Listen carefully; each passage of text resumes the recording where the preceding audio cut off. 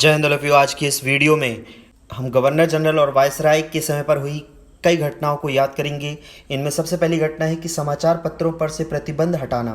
तो यह किसके समय पर हटाया गया था? यह हटाया गया था चार्ल्स मैटकॉफ के समय पर। अब इसे याद कैसे करेंगे? तो ये बात याद रखिएगा कि यहाँ पर मैटकॉफ को आप दो पार्ट में तोड़ लेंगे। मैट मतलब मिटा और कॉफ मतलब खौफ। तो मिटा हुआ खौफ। क्यों ये खौफ मिटा है? क्योंकि समाचार पत्रों पर प्रतिबंध लगा हुआ था, इस वजह से खौफ मिट गया था। क्योंकि कोई भी गलती हो उसे समाचार पत्र में छाप दिया जाता था। तब समाचार पत्रों से प्रतिबंध हटाया गया ताकि इस मिटे हुए खौफ को वापस लाया जा सके। तो समाचार पत्रों से प्रतिबंध किसके समय पर हटा था? चार्ल्स मैटकॉफ के समय। इसी वजह से चार्ल्स मैटकॉफ को समाचार पत्रों का मुक्तिदाता भी कहा जाता है। अब बात करते हैं अमृतसर की संधि किस गवर्नर जनरल या वायसराय के समय पर हुई थी? तो अमृतसर की संधि हुई थी लॉर्ड मिंटो प्रथम के समय पर। देखिए, अमृतसर की संधि महाराजा रणजीत सिंह और अंग्रेजों के बीच हुई थी, जिसमें महाराजा रणजीत सिंह को सतलज नदी से पूर्व दिशा की ओर बढ़ने पर रोक लगा दी गई थी। तो देखिए, रणजीत सिंह को कोई नहीं रोक पाया, लेकिन अंग्रेजों ने उन्हें मिनटों में रोक दिया। मिनटों, जो ऑर्स यानी कि घंटे के बाद होता है मिनट, वही मिनट को मैं बोल रहा हूँ मिनटों। तो उन्होंने मिनटों में रोक दिया किसको? रणजीत सिंह को। और ऐसा पहली बार हुआ था, इसलिए मिंटो प्रथम। तो अमृतसर की संधि किसके समय पर हुई? तो लॉर्ड मिंटो प्रथम। अब बात करते हैं संथाल विद्रोह, जो कि हुआ था लॉर्ड डलहौजी के समय। इसको कैसे याद रखेंगे? देखिए, सिंथौल साबुन आपने सुनी होगी, ये है सिंथौल साबुन। संथाल शब्द को याद रख सकते हैं आप सिंथौल साबुन से। और सिंथौल साबुन से हम नहाते हैं और नहाने के लिए चाहिए होता है पानी, और पानी भरा होता है हौज में। देखिए, एक ऐसा स्थान जहाँ पानी भर सकते हैं उसे हम हौज भी कहते हैं। तो सिंथौल साबुन से नहाएंगे और पानी भरा होगा हौज में, इसलिए संथाल विद्रोह जुड़ा होगा लॉर्ड डलहौजी से। अब बात करते हैं हस्तक्षेप नीति किसके समय पर आई थी? तो यह लॉर्ड जॉन लॉरेंस के समय पर आई थी। इसे कैसे याद करेंगे? तो देखिए, जब हम किसी के मामले में हस्तक्षेप करते हैं तो हमें जान का खतरा हो जाता है, इसीलिए हमें अपनी जान बचानी है। तो हमें किसी के मामलों में हस्तक्षेप नहीं करना है। अब नहीं करना है तो उसके लिए लगा दिया जाता है। तो इसीलिए हस्तक्षेप नहीं करना है तो हस्तक्षेप। तो जान प्यारी है तो कौन सी नीति अपनानी पड़ेगी? हस्तक्षेप की नीति। अब यहाँ पर याद करना है हमें कूका विद्रोह, जो कि हुआ था लॉर्ड नॉर्थब्रुक के समय पर।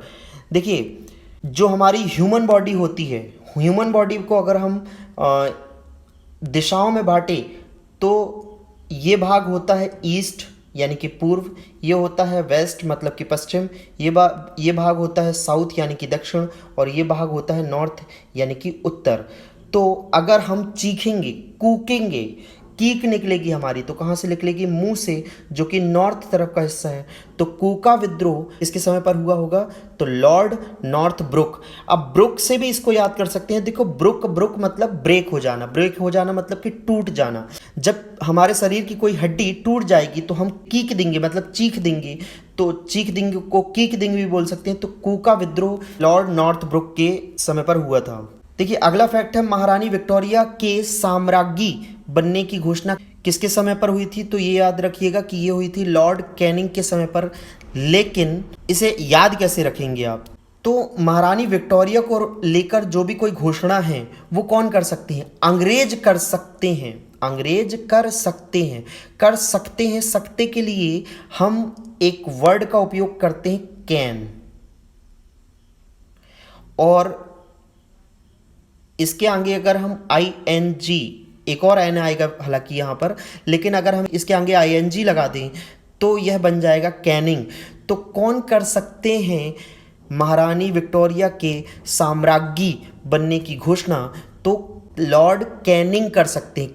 अब बात करते हैं हंटर आयोग की नियुक्ति किस गवर्नर जनरल या वायसराय के समय पर हुई थी? तो लॉर्ड रिपन के समय पर हुई थी। देखिए, हंटर आयोग जो बना था वो स्कूली शिक्षा के लिए बना था। तो सबसे पहले तो इसे याद रखिए कि हंटर आयोग स्कूली शिक्षा से जुड़ा हुआ था, क्योंकि स्कूल में जब हमें शिक्षा देते हैं मास्टर जी तो वो उपयोग करेंगे हंटर का। ये याद रखिएगा, ये सिर्फ समझाने के लिए है। तो हंटर का उपयोग करेंगे मास्टर जी स्कूल में शिक्षा देने के लिए।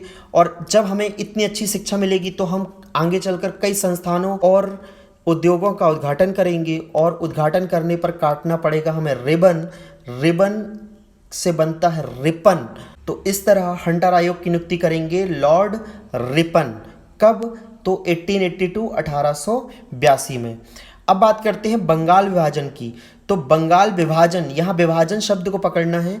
जब कभी भी कहीं पर विभाजन होता है तो विभाजन होने के पीछे कोई ना कोई कारण होता है।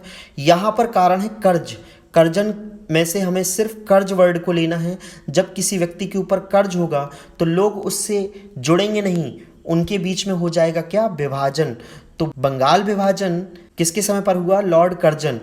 क्योंकि कर्ज होने पर लोग जुड़ते नहीं हैं, विभाजित हो जाते हैं। तो बंगाल विभाजन लॉर्ड कर्जन के समय पर हुआ था। तो इस तरह आपने कुछ फैक्ट्स यहाँ पर याद किए हैं। ऐसे ही आप बहुत सारे फैक्ट्स याद कर सकते हैं आसानी से। यदि आपको कोई फैक्ट याद नहीं होता है तो आप मुझे बता सकते हैं, मैं उस पर वीडियो बनाने की कोशिश करूँगा। आज के लिए इतना ही। जय हिंद, जय भारत।